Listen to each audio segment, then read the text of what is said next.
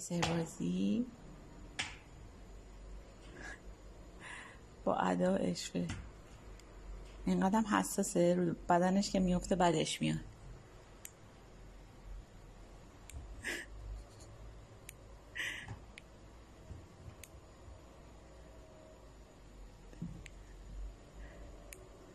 فکر میکنه مثلا یه چیزیه موجودی چیزیه دستشو لیس میزن.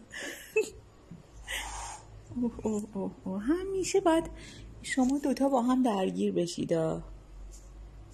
پسر من بیا تو بازی کن اصلا محل نمیذاری که اون دنبال اینه که بره دنبال بلفی. بیا مامان قربونی چی شد برم من.